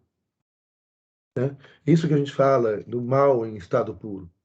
Por exemplo, nas ditaduras militares aqui no Brasil, no Chile, na Argentina, né, o exército colocava na vagina das mulheres ratos vivos. Isso é mal em estado puro. Isso é mal em estado puro. As pessoas não merecem nada. Né? É mal em estado puro. Não são as pessoas que embarcam, né, na maldade por estratagemas, estratégias, etc. Né? É importante sempre a gente lembrar. Às vezes tem as pessoas que falam, o Brasil não é da ditadura. O Brasil não é da ditadura, porcaria nenhuma. Porcaria nenhuma. Né? Era um país da violência, da exclusão, da desigualdade, do mal. Do mal. Vem resgatar essas porcarias. E aí, então, né, e hoje em dia a gente tem que falar isso. Né? E estou falando como professor que estuda isso. Estou falando como estudioso, não estou falando como político, não. Isso aqui não é discurso político, não. Esse discurso não é discurso politiqueiro, não. É discurso da ciência política, da teoria política. Né? Isso é um discurso da história, que eu tenho a obrigação de fazer. Repito mais uma vez com vocês. Né? Eu tenho obrigação de falar isso para vocês. Então não é algo que é simples, a gente estuda para afastar. Estuda para afastar o mal, né? Para não cair nessas conversas, né, idiotas, que são marcadas pelo ignoródio. Né? O nazismo, então, ele tem essa pretensão de algo, né, dessa ideia de uma nação. Vou aqui terminar a aula de hoje com algo que eu li esse fim de semana, interessantíssimo.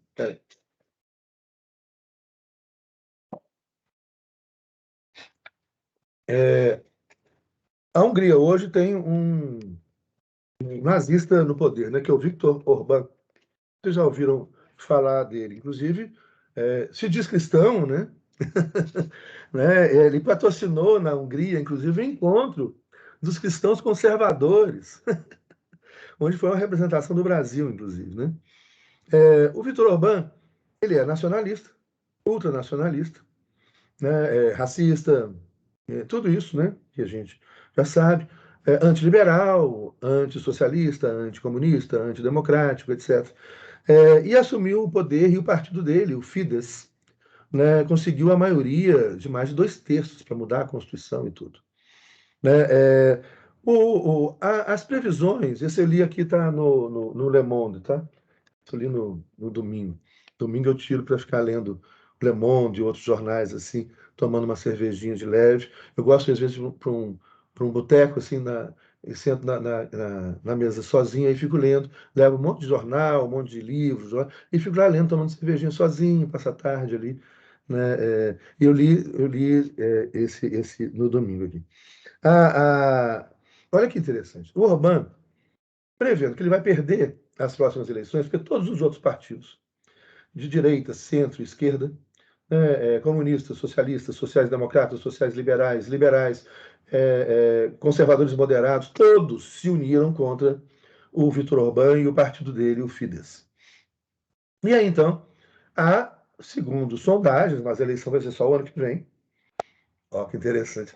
Aí, ó, que interessante. Agora que eu liguei fiz os links aqui.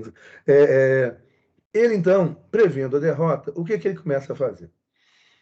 Privatizar tudo. Olha aqui. Aqui. São as anotações que eu fiz quando eu estava lendo isso aqui. Olha só, vou perguntar para você se a gente vai construir isso juntos. Então, na verdade, não vou trazer nenhuma informação nova que você já não tenha. Eu só vou pensar sobre o que todos nós já estamos cansados de saber. Olha, primeiro, pergunta: onde acontece a democracia, gente? Qual lugar acontece a democracia? Por exemplo, a democracia ela acontece numa escola.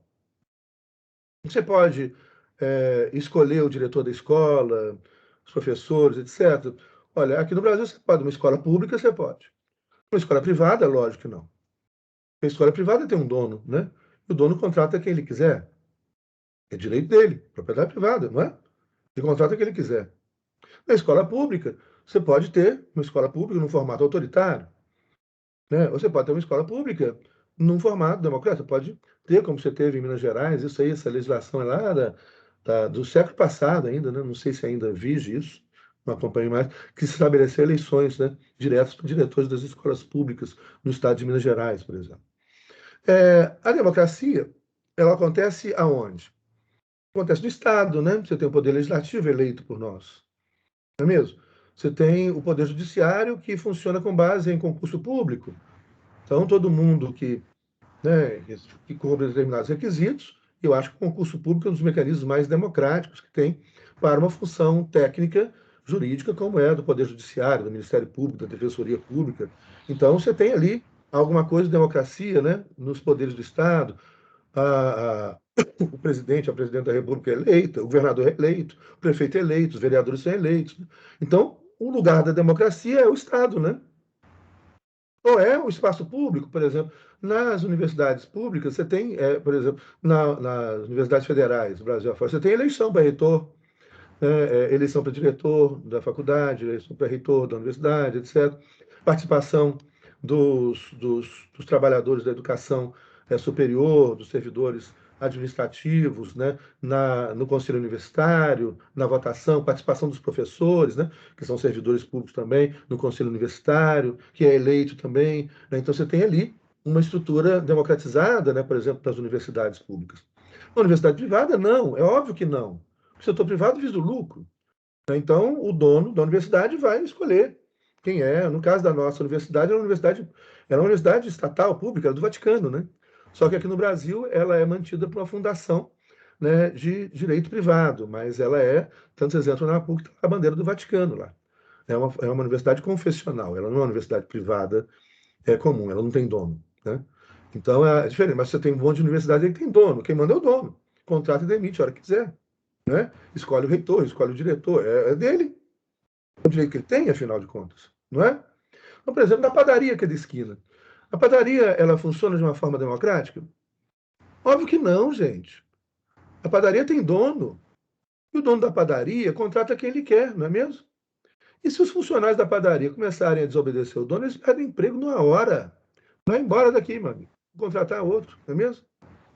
Então, por exemplo, um dono de um shopping center, né? Tem dono, então ele vai fazer contratos lá com as outras, né, lojas, né, que estão tem dono. Ali é um espaço democrático. Ali é um espaço que tem dono. Eu escolho. Tem negócio de votação, que democracia, o quê? Ou, em outras palavras, o que eu acabei de falar aqui foi simplesmente demonstrar o óbvio. O óbvio. Quanto mais expande o setor privado, menos democracia. O setor privado ele é essencialmente autoritário. Porque ele é propriedade privada e o dono tem todo o direito de ter lucro. Ele manda e o resto obedece.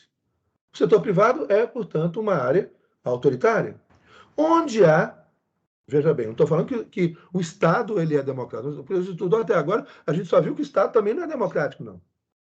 Mas no Estado, e o público é diferente de Estado, ou no Estado, e não necessariamente no Estado, porque o Estado também pode ter um dono, né? Um rei, já estudamos isso, Estado absolutista, né? Um ditador, não é Estado, não é Estado. O público, no espaço público, e, portanto, se o Estado é do povo, se ele é público, é no público a única chance possível de democracia. A democracia só existe no espaço público. Não existe democracia no espaço privado. O que eu acabei de falar, isso, Hernani, é quando então o Estado, quando pessoas privadas assumem o Estado. Né?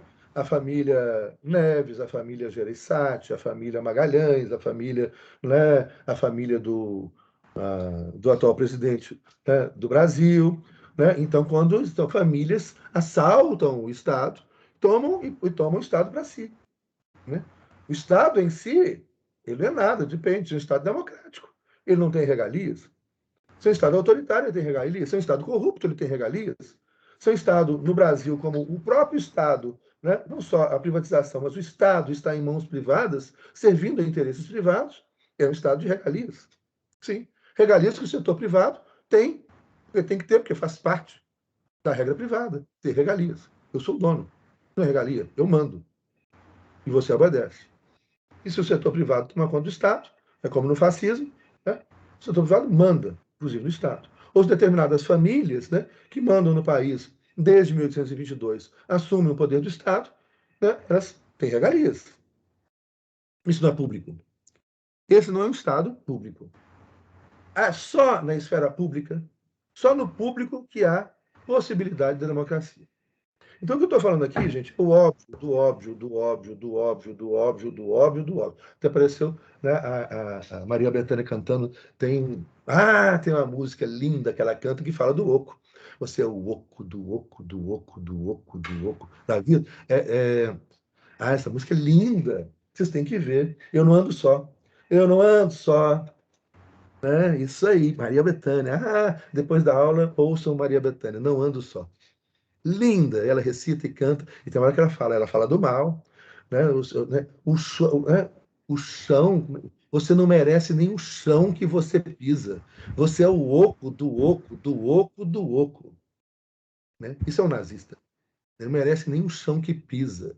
É o oco, do oco, do oco. Depois ouça Maria Bethânia aí. Eu vou ouvir também, eu adoro essa música. Né? Então, o que eu falei aqui é o óbvio. Sabe, então, voltamos ao Viktor Orbán. Olha que sensacional.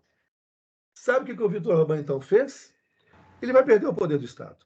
Ou seja, os ultraconservadores, né, neonazistas, vão perder o controle do Estado húngaro. Tudo indica que eles vão perder as eleições. Então, o que ele começou a fazer? Ele começou a transferir, aqui eu vou ler o Le Monde para vocês. Ele transferiu, no decorrer de 2020, transferiu 500 bilhões de florins, o que equivale a um florim? Né? Em reais dá o equivalente a 9 bilhões de reais. Ele transferiu 9 bilhões de reais no dinheiro húngaro, florins, para uma fundação de direito privado que vai assumir o patrimônio e os recursos de todas as universidades públicas da Hungria. Olha que legal, gente. O nosso ministro da Economia, a irmã dele é dona de um monte de universidade privada, sabiam disso? E de um monte de recursos transferidos para as universidades privadas, Viktor Orbán também é aqui e agora. Né? Olha, e aí então, olha a jogada do cara. Ele cria ainda fundações privadas. E aí vamos ver, é privada, né? Não é pública, tem fundações públicas. Essas podem ser democráticas, podem ser. Né? Não é uma fundação privada, Fundação Roberto Marinho. Quem é que manda na Fundação Roberto Marinho? Quem é que manda no patrimônio da Fundação Roberto Marinho, que é o patrimônio do Roberto Marinho, da família Marinho? Quem é que manda? Quem, Hernani? Não sei, não sei. Não sei. Quem é que manda na Fundação Ayrton Senna? da família Sena, né? Quem é que manda nas fundações privadas? Bolsonaro. Oi? É o Bolsonaro.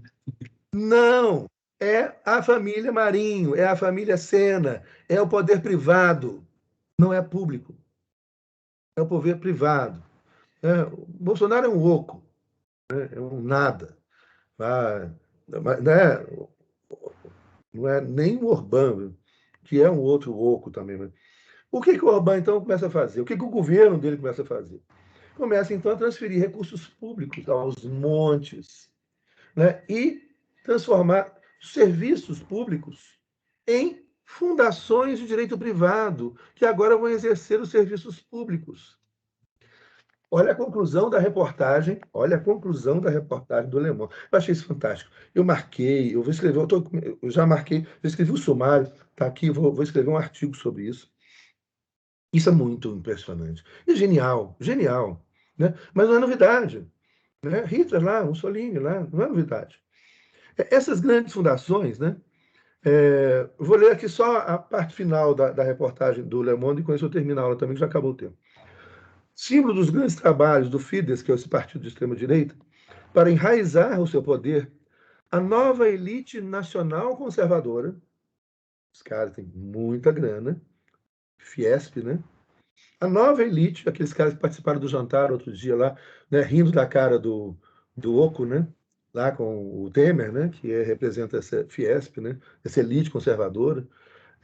Essa é a nova elite nacional conservadora da Bacia dos Cárpatos, né, fazendo referência geográfica lá a uma região da Hungria, né, logo será formado um imenso complexo com áreas de fortaleza monástica futurista nas margens do Danúbio, né, que é o rio que separa as duas cidades, Buda e Peste, né? Você sabia disso?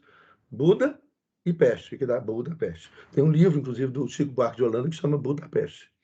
Chico, genial, né? Fabuloso. Chico é gênio. Para mim, Chico é um dos gênios da humanidade, assim, é Chico Buarque de Holanda. Né, cara escreve, poesia, sensacional, as poesias são lindas, né? Além das músicas, né? Eu gosto de violão, toco mas as músicas do Chico são musicalmente muito sofisticadas. O cara é muito foda. Né? Mas vamos voltar para os caras aqui que não são foda, mas que vão acumulando dinheiro. Gente. Eles vão, então, com recursos públicos que o governo do cara aqui, do Victor Orbán, vai passando, eles estão criando uma grande rede, um grande centro educacional ultraconservador. Ou, entre parênteses, cristão conservador. Mas esse cristão que não é cristão, que eu falei assim, esses caras que defendem violência, né, que defendem etc, etc, etc. Assim, não tem nada de cristão. Mas eles dizem porque isso ajuda muito a enganar as pessoas simples, né, que acham que... E aí, então, olha lá. O Estado concedeu aos projetos do Colégio Matias Corvinos, que esse cara tem o nome de um ultraconservador, que é um colégio ultraconservador, né, que todos recebendo todo recurso público, né, e o patrimônio público também, estão recebendo patrimônio público, né, ou seja, os prédios das universidades públicas. Né, passa a ser um investimento prioritário do Estado, educação. Ah, nós estamos investindo em educação. Né? Olha que lindo. Né? Conclusão, aqui, vou ler o texto. Em suma, o controle da Fundação Tiani, que é uma fundação que detém tudo isso, uma fundação de direito privado, que está na mão dos ultraconservadores húngaros, né, e de suas irmãs, ou seja, das outras fundações que foram criadas também, para as quais estão sendo passado patrimônio público, recurso público, né, irmãs menores, poderá permitir, essa é a frase importante, poderá permitir a Orbán, esse líder neonazista, permanecer no poder mesmo fora do governo. Entenderam a jogada? Se eu passo tudo, se eu passo todos os recursos públicos, se eu passo todas o patrimônio público para o setor privado, e passo, no caso dele, ele criou fundações, onde os ultraconservadores controlam essas fundações. Então ele se defende, inclusive, dos liberais. Porque ele evita, com as fundações do direito privado, que você tenha um patrimônio, ou seja, de repente chega um multimilionário liberal norte-americano lá, que é antinazista e que é que é a favor da globalização, etc.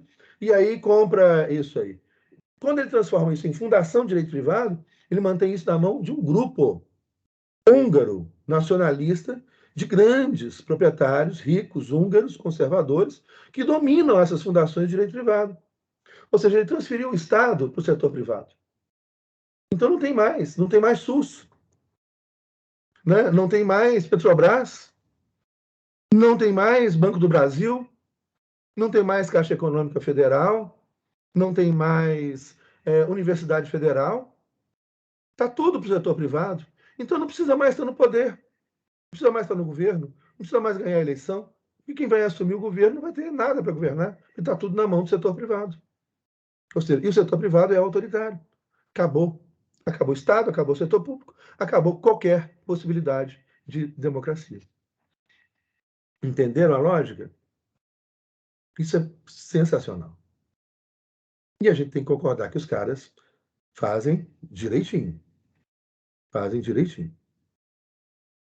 Mas uma coisa que a gente precisa começar a eliminar é essa terrível e gigantescamente equivocada, né, percepção de que a democracia está no privado. Não, no privado não tem democracia nenhuma, é um indivíduo. É um indivíduo. Né? Você pode ter até. A área privada, o campo privado, ele é um campo não democrático, por excelência. A própria família. Aqui a minha família, eu sou um anarquista, então minha família é democrática, aqui tudo é democrático, etc. Tem 4 filhos, né? Liberdade, democracia, diálogo que é permanente. Nunca encostei um dedo no filho meu, nunca bati, né? Nunca xinguei, nunca levantei a voz. Diálogo, são os caras super gente boa. Né? Mas é raro, né? Porque a própria família é uma instituição autoritária. E machista, né? Da família moderna, né? Que é o homem que manda, a mulher obedece. E os filhos obedecem. Pronto, acabou. E se você não obedecer, ainda te põe para fora de casa, né? Uma coisa que eu nunca entendi, né? Como é que um pai pode botar um filho para fora de casa? Eu não entendo uma coisa dessa. Imagina. Né? Mas o campo privado, né? E aqui fazendo um recorte moderno, ele é o campo do autoritarismo.